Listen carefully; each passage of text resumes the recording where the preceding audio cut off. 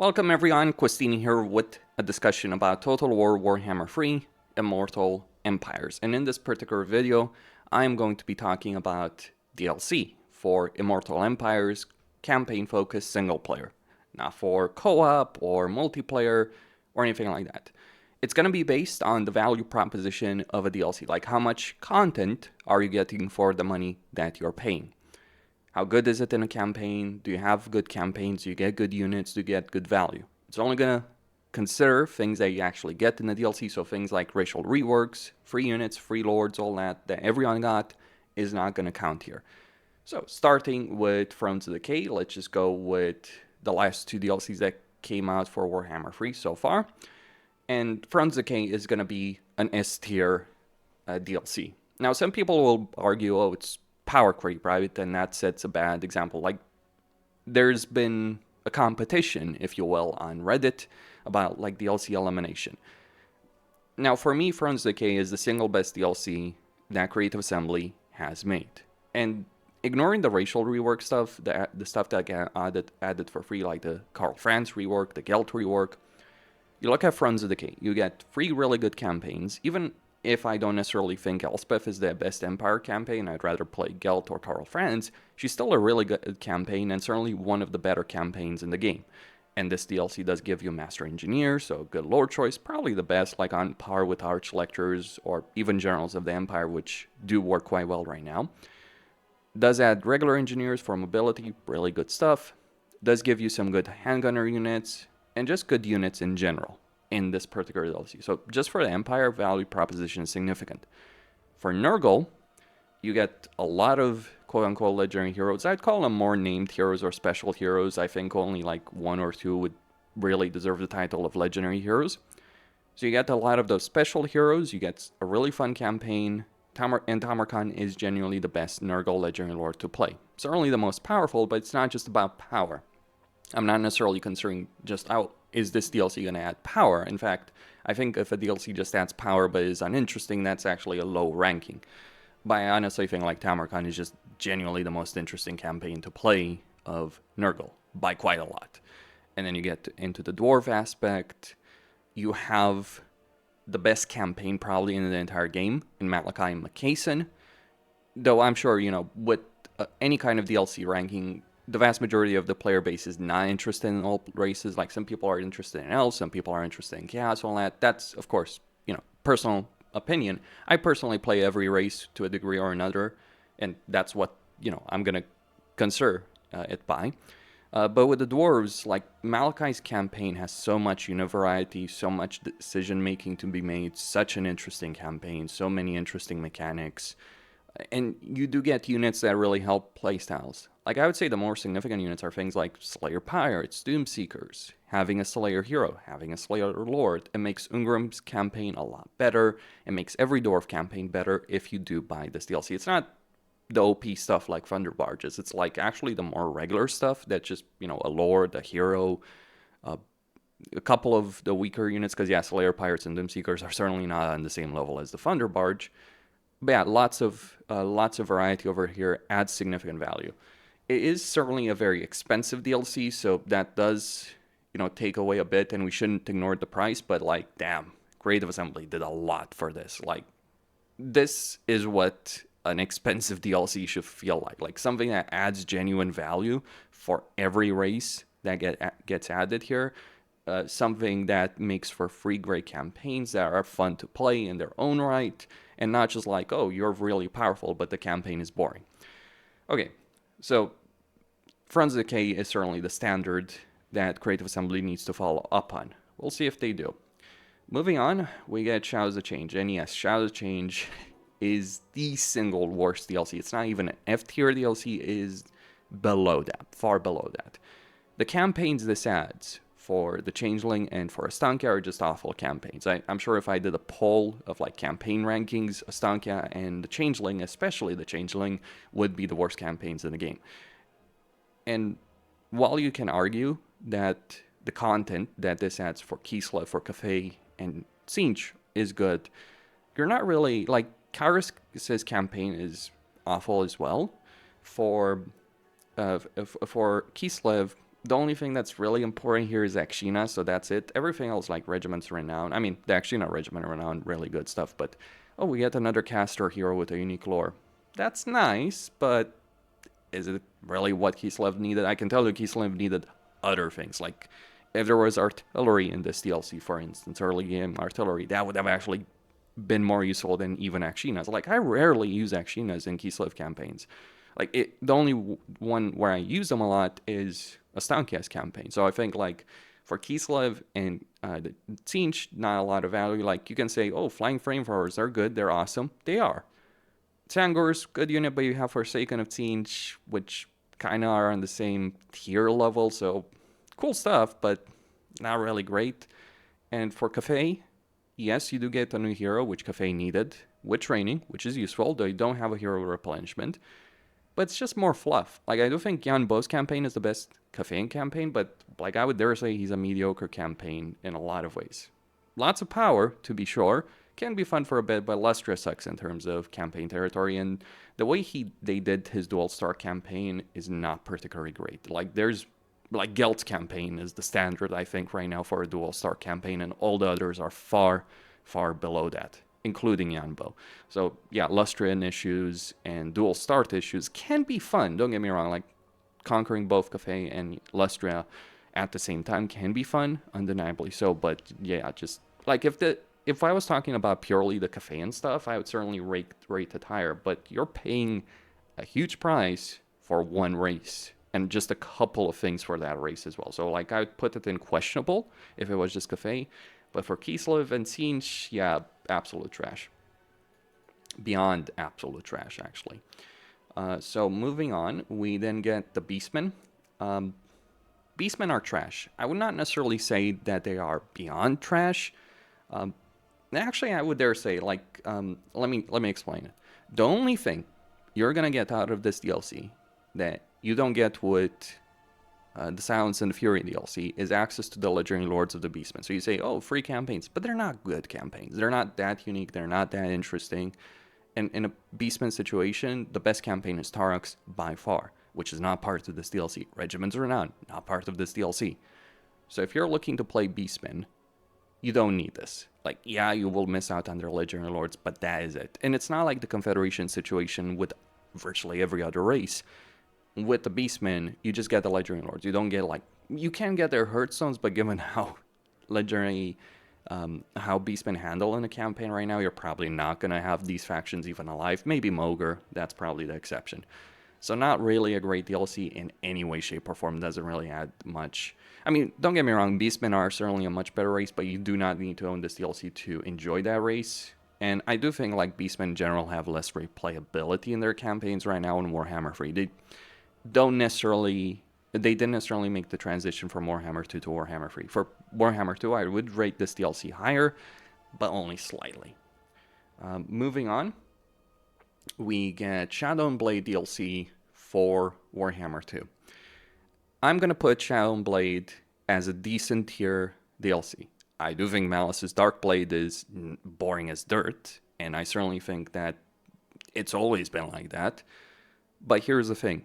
The stuff the Dark Elves get is actually useful. Having a hero that get that tier 2 increased capacity at tier 2 with the Masters, exceptionally useful in every Dark Elven campaign, adds a lot of value. And, you know, the other units, other stuff that's in the DLC, pretty solid. Regiments Renown, units, all that. More variety for the Dark Elf roster, you know, having Medusa, all that. But it's really, but if it was just the Dark Elf stuff, yeah, I'd probably put it in trash or questionable at the very least. But if we're talking about the Skaven, Snitch has the best campaign in one of the best campaign areas. It's actually tied together. Because you can have a great Legendary Lord with great mechanics, but is ruined by the starting area.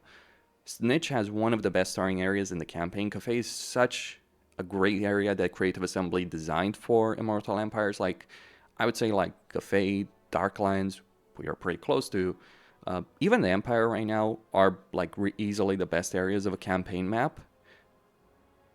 And so, like, Snitch certainly benefits from that. Really unique campaign. The value of the DLC in terms of the units, like, there's some really good stuff in this particular DLC, like, you know, range units, artillery, quote unquote, if you consider it, probably the quote unquote base cave and artillery in the game. So lots of good value to be gained from that. Moving on, not that. So moving on, we get Champions of Chaos. I'm tempted to put Champions of Chaos in either trash tier or questionable. I think questionable is a good spot. So let me explain this.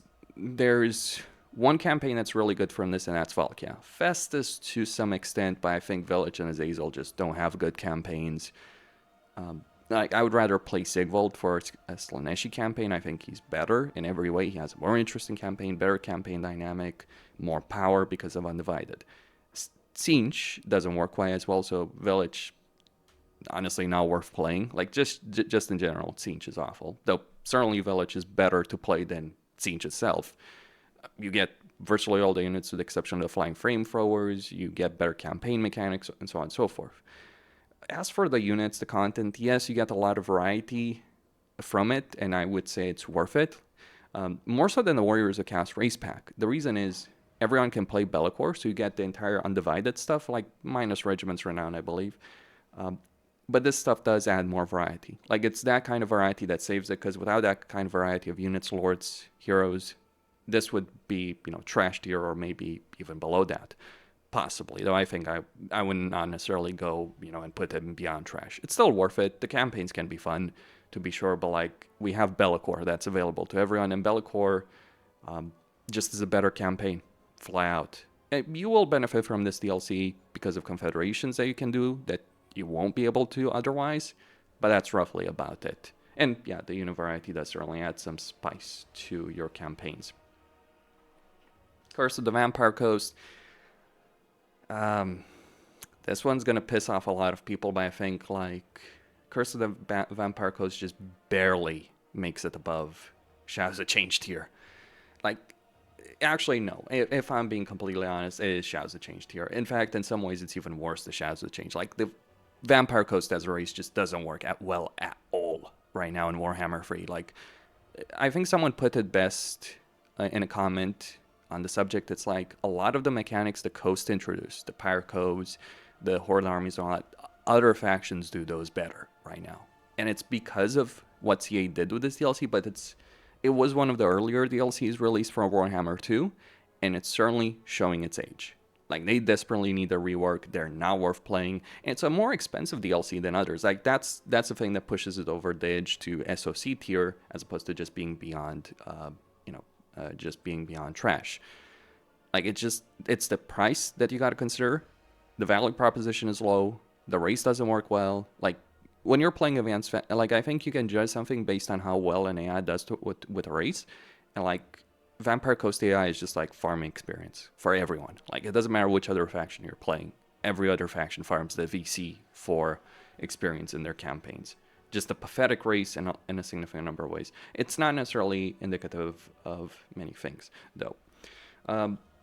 Chaos Warriors, I mean, I don't think they're as bad as the Beastmen. You do get Archeon's campaign, you get Kolek's campaign, you get Sigvald's campaign. If it wasn't for the fact that Bellicor is available to everyone, this DLC would be worth higher. But you do have Bellicor in the game, who is probably the best Warriors of Chaos campaign in the game. Archeon can compare to him, certainly power level, but I'd say Archeon's campaign is more boring. You do get the ability of confederating Sigvald Kolek by owning this. But, you know what, actually, I think it's like, yeah, it's beyond trash. It's better than the Beastmen, but, like, the replayability isn't there. You can get the unit roster through just playing Bellicor. So it's like Regiments Renown and a couple of campaigns that only one of them is as good as Bellicor's, I think. I mean, Kolek can be fun, but yeah, I mean, Sigvald, good fun, but, like, just having, like, that and Archeon's campaign to some extent just doesn't, I don't think it's a good value proposition. So, yeah. Warriors of Chaos has been an awful DLC, and I think they, if they hadn't made Immortal Empires available to everyone, obviously this DLC would be higher. But they did, and surprisingly, I actually expected them to limit Bellicor's campaign in some ways, because it's a really good proposition. But yeah, like, Bellicor makes this DLC irrelevant in some ways. Not horrible, just, like, I think, like, I would probably add another tier, just like an irrelevant tier. For the Castars, S tier. Like, Castars are a well-designed race. People say, oh, their campaigns are too easy and all that, but you do have weaknesses. Like, look, you can win the campaign as any race in the game. It doesn't matter, right? You can win in the most difficult positions as some of the worst races. That's not indicative of anything. Well, what are you getting for Castars? You get a lot of racial uniqueness, a unique economy system, the conclave system, really powerful units, really fun units to use, and just a really fun campaign. People complain like, oh, there's not enough territorial variety, but there is. Like, a Drazov campaign is different than an Astrogoth campaign. Just because they're not on the other side of the map is not necessarily a good thing. Like we've seen with Astankia, how that doesn't work. For Castars, works perfectly well, really high quality. Something that you might deduce points from is the fact that it is expensive. Absolutely, like the highest price DLC, like SOC and Thrones of Decay and Castars are the same price, all of them, but like, I just feel like the campaigns are a lot of fun, lots of variety, lots of fun units to have, and you gotta concern yourself about building a campaign properly, because your early game units are capable of dealing with early game threats, but if you don't build up properly, you will fall behind compared to other factions, so you do have that level of vulnerability. I do think that baseline unit cap should be increased from like 1 to 4, but outside of that, I can't really complain about it. Like, and having a campaign where you are powerful but have that difficulty of Grimgore, and also not just Grimgore, with the reworked dwarves, you're actually in a harder position because you got dwarves, they hate you. Like, virtually everyone hates you as the Castars, so tricky thing to actually manage. Like, only people who quote-unquote like you chaos, and not necessarily all that much. Grim the Grave, I would say it's trash tier. Don't, like, it's not quite beyond trash, but like, Volkmar's campaign is awful. You do get Archlectors, which are a good lore choice. You do get Knights of the Blazing Sun, so you do get some stuff. And Regiments Run. This is one of the principal DLCs for the Empire, because that's how they handled it in Warhammer 1 and 2. They changed it with Warhammer 3 in terms of Regiments Run now, but in Warhammer 1 and 2, there was always like a race pack that had more Regiments Run out units than others. This is the pack for the Empire. So that's good. Volkmar campaign sucks. Flagellant suck, but Knights of the Blazing Sun, Archlectors are good. So yeah, it's not great. Like, I'm not trying to, make it seem better than it is. It's trash, but it's not as irrelevant as the Beastmen or Warriors of Chaos are.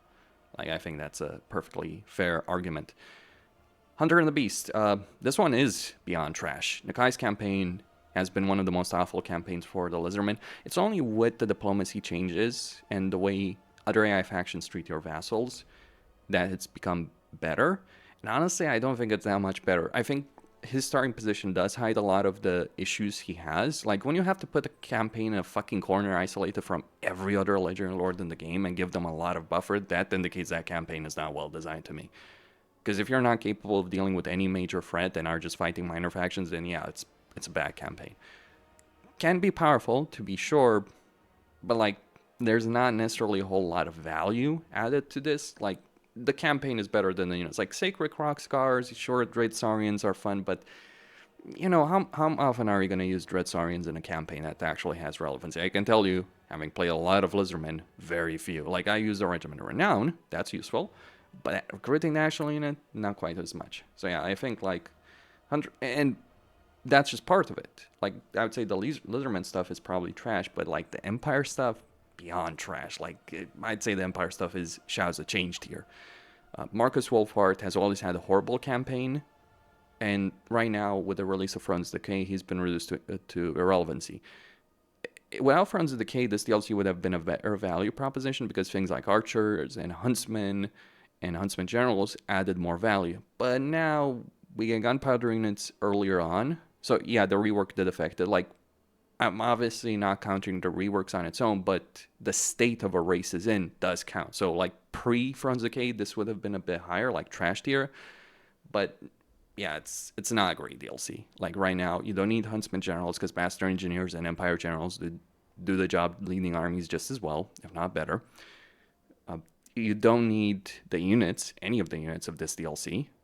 And whatever you get, a couple of regiments ran, that's kind of it. And even those aren't particularly great. Well, just a War Wagon unit, Regiment Renown, that's roughly about it. So yeah, not the great DLC to buy.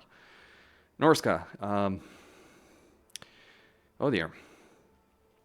So I think Norska is better than Curse of the Vampire Coast, but it's not a good race right now. Like, Norsk is just, like, it's kind of like that situation where I think Norsk is better to play than, it's better to play than a Changeling, to be sure, or Tzeentch, or Ogres, but, like, so many bugs, so many glitches, only one lore choice, the unit roster isn't fun, and so on and so forth.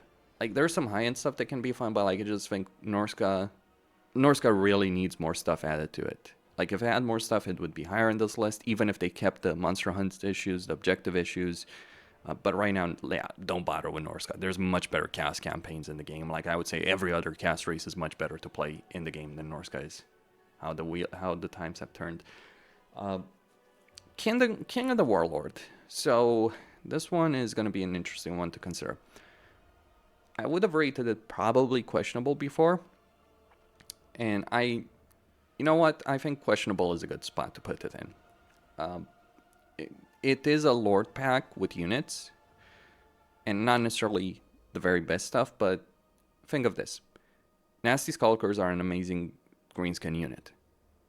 Fact. It's like in every greenskin campaign, you will use them. Essentially. Like, there's no reason not to. They're a great unit. They have a lot of power. Skarsnik's campaign, yeah, now we're fucking player. That's the reason I'm tempted to put it in trash tier. But then you gotta consider Belegar. Not so much from the perspective of playing his campaign, but from the perspective of confederating him. Like, I think Belegar is a lot more interesting to confederate, and he actually has like good long-term benefits. They even buffed his landmark and his unique landmark in Karakay Peaks. You do get Rangers, you do get Rune Lords. Ballistae, what a joke. But yeah, I think like this is C- or bit of D+. Like, I think certainly it's better than Grim the Grave. Though, yeah, it's a tough one. I think it's an essential DLC for both Greenskins and Dwarves. Like, it adds good stuff for both of them. Like, even if for Greenskins you're only getting, like, the Regiment's Renown, because this is the principal Regiment's Renown DLC for Greenskins, I do think that is valuable.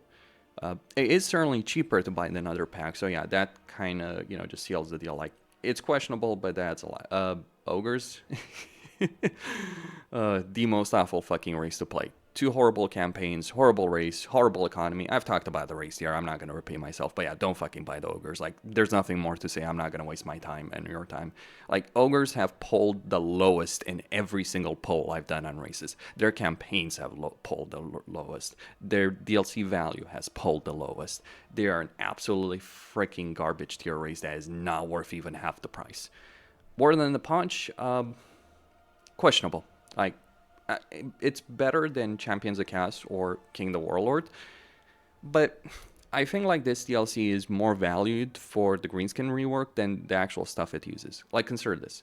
You do get Elfarian's campaign and can be fun, but I've found Elfarian's campaign to be pretty bland. It's annoying having to fight battles that you know you'll win, that you know you could auto-resolve actually, even on baseline settings, but you want to basically fight every battle manually against the Lord because you can capture them and get benefits. That is not a fun mechanic to engage in. Mistwalkers are good, but they are only accessible in Elfarian's campaign. The only thing this DLC adds for the High Elves that's actually valuable is Archmage Lords, and personally I haven't really used them that much.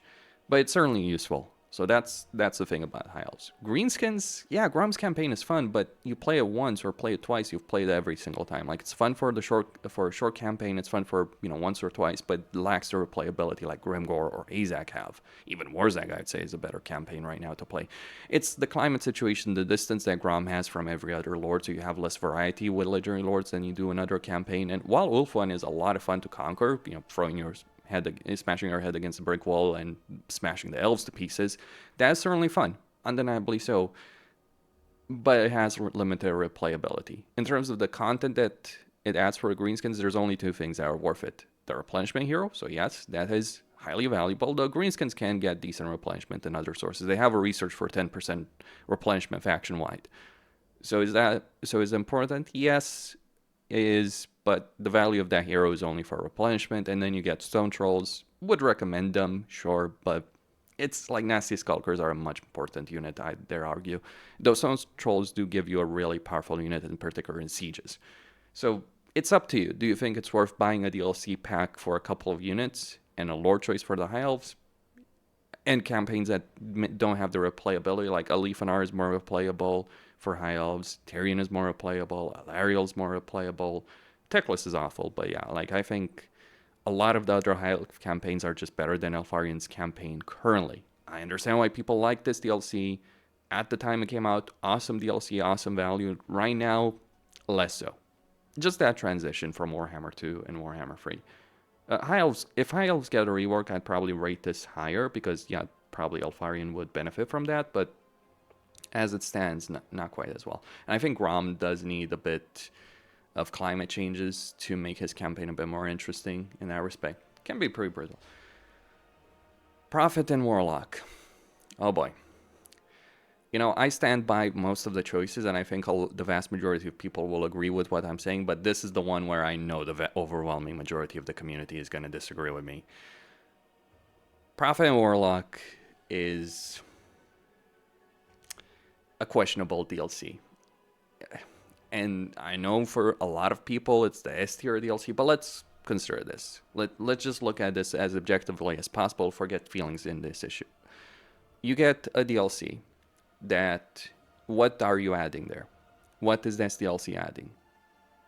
Okay, for Lizardman, a bunch of heaping pile of garbage.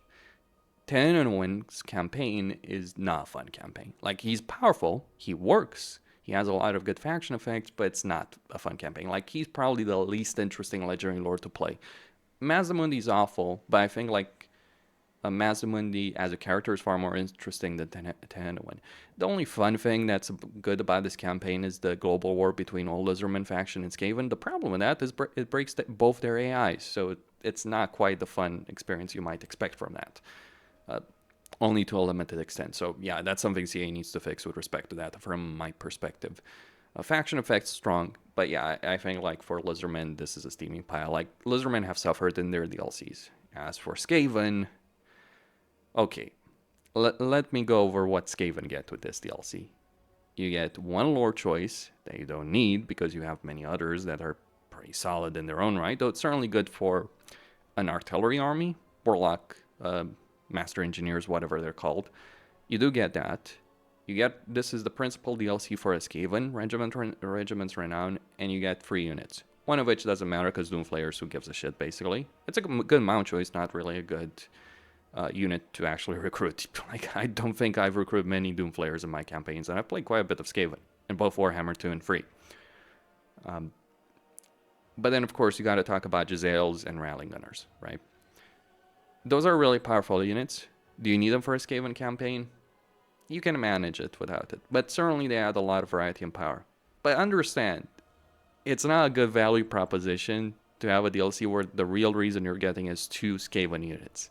That's it. That's the real value proposition in Prophet and Warlock. That's where I stand. People will disagree. Oh, but Ikaclaw's campaign is really fun. Yes, dropping nuclear weapons in both campaign battle will never get old. But I think Ikaclaw's campaign suffers significantly because of the start position, and I think that's always been the case for Warhammer 2. That's the reason I hate playing his campaign, because like it's always that freaking annoying start. Not difficult, it's just frustrating, and I think that limits replayability. People say, oh, he's the easiest Skaven campaign. No, Snitch is a lot easier to play. Like, from my point of view. Like, if you're talking easy, Queek is easier. Yeah, a lot easier. Like, because you don't start next to Belagar and all of Athalloran.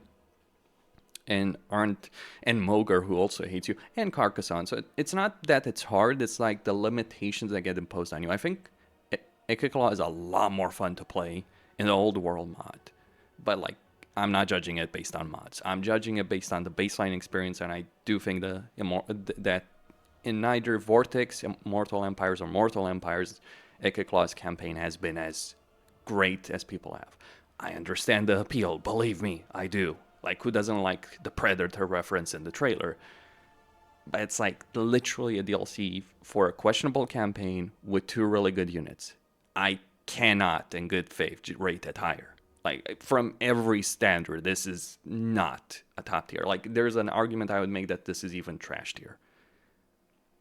And I think, like, you know, it's interesting that the Reddit community, for all the issues I have with the Reddit meta, the Reddit community made very good arguments with this DLC. I also think it's pretty crap when they take such essential units, the cornerstone of a race like Random Gunners and Jezzails, and put them in the DLC, because that's what CA did here. So not great DLC practices, and for what it's offering, I don't think this DLC is worth it, really. Like, if Lizardmen were better, sure, but I think the campaign for Lizardmen, like, it's just like, if the Lizardmen part was better, it would rate higher, but it's not. Skaven part can be fun, sure, but I think it's like kind of like a situation where a lot of people rate this far more highly than it should be. And you know what? Say what you will about Reddit, they actually agree on this, because Tournament of Elimination of DLCs, it got eliminated a lot faster than I expected, honestly. Though probably people would rate it at least decent. Firm argument. Queen of the Crone. Oh dear. And mind you, this list is not definitive as I'm going through this. Like, I might adjust things. So Queen and the Crone. How do you go for this? I think it's trash. It's, though, either questionable or trash. The only, like, Alariel's campaign is good. Hellebrand is powerful, but boring. I understand the appeal. Like, it can be fun playing Hellebrand. I think she gets underestimated a lot. There used to be a time when Hellebrand dominated the multiplayer community side of things, but yeah. A lot of people hate the Dark Elves. I personally think they're really good, but I really don't understand the criticisms of Dark Elves. But do you need this DLC to make the Dark Elves in any way good? Does it add any significant value to them? Regiment's Renown, and that's about it. High Elf stuff? I mean, you do get a good endgame unit that you don't need, because you can make every High Elf campaign work, including this one, which is basic archers and spearmen, or archers with light armor. It's more of an armor-piercing late game option. It does add one really important thing, and that is, of course, Handmaidens, probably the best heroes in the game. The campaign is good, and look, if you're playing a Tyrion campaign, you want to own this DLC, because being able to confederate Alariel is really good.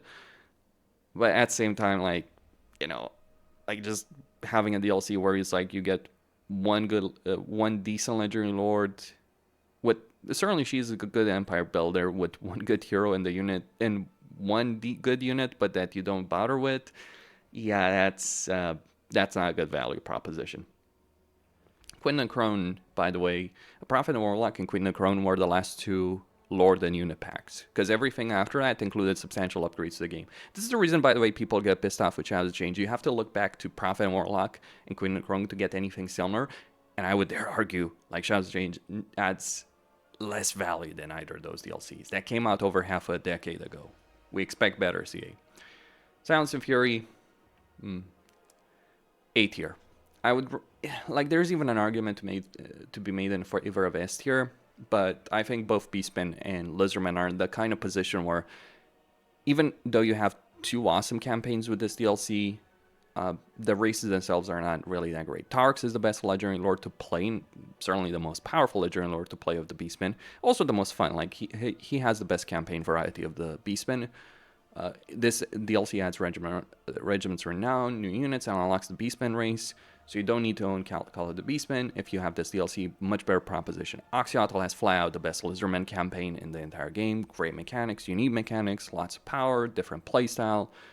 It suffers because both Lizardmen and Beastmen are not necessarily in the best possible spot, so I can't really in good conscience give it an S tier. Though, like, on the content alone, it deserves it, but the state of the races does diminish that from my perspective somewhat. Like, that's where I stand. Like, you will get tired very quickly playing either Lizardmen or Beastmen. Though, if you're a player that plays very limited campaigns, like, yeah, this might be an S tier race for you. Rise of the Tomb Kings. Yeah. Trash. Not quite beyond trash, but yeah, trash. Like, it's actually worse than Grim the Grave. Tomb Kings were a fun addition in Warhammer 2. They don't work well in Warhammer 3. Archon is good, but it's just one campaign. The victory conditions are crap. The books and gash are crap. The race limitations on army recruitment, hero recruitment are crap. You can improve it with Tamarkon's defeat trait for hero capacity, but you do need extra army. So yeah, Tomb Kings don't handle well. They need a rework. And, like, I think the only half-decent campaign is Archon's, and even that has its own issues. So yeah, don't buy the Tomb Kings. It's not quite as irrelevant. You do get an entire extra race, but also reminder, race packs are more expensive than Lord packs, so that is something I hold against it. I don't think it's worth it. Like, Tomb King fans are going to be pissed off with me over that, but still. So, moving on, we do get Twisted and Twilight. This is an S tier DLC pack.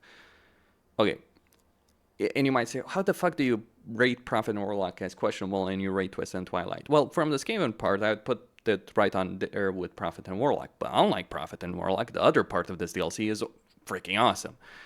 Mind you, I think Fraud's campaign has kind of similar issues, like good campaign mechanics, good legendary lore, lots of fun, legendary hero as well, but like gets wrecked because of the climate situation and the terrain situation. Well, more so the terrain situation in this campaign. Yeah, starting next to Malachi, Azazel, Kislev, when all of them hate you to a degree or another, certainly the dwarves and Kislev do hate you, is a rough road, but you can make it work.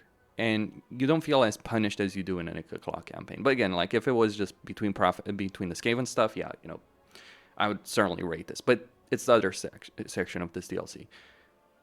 The Sisters of Twilight are, from a lot of perspectives, the most interesting legendary lore to play for the Wood Elves. Like there's variety, of course. Like Durfo is awesome, Draika is awesome. But here's the thing: you may not get to be able to play Draika unless you own the Wood Elf DLC part, but you can get both Orion and Durfo.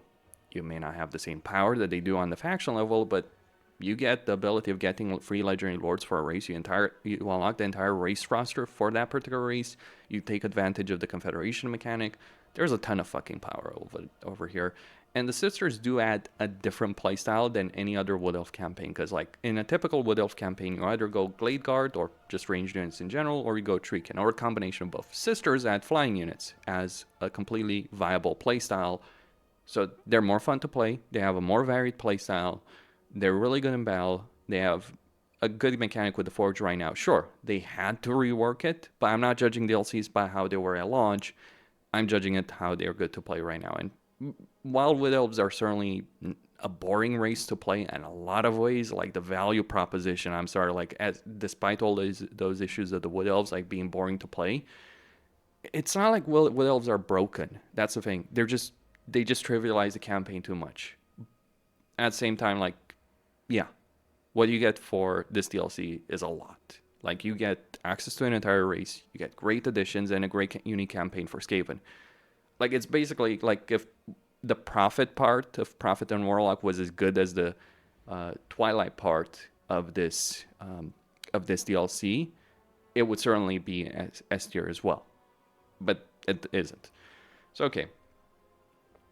And then the final one, Realm of the Wood Elves. What more is there to say? It's not Shadows of Change, because you do get Draika if you like. You can't get access to Draika if you don't own the Realm of the Wood Elves, but that's roughly it. Do I stand by this? Do I want to make any additions? Well, that is an interesting question. So would I make any changes in this? That is a question. That is really a question.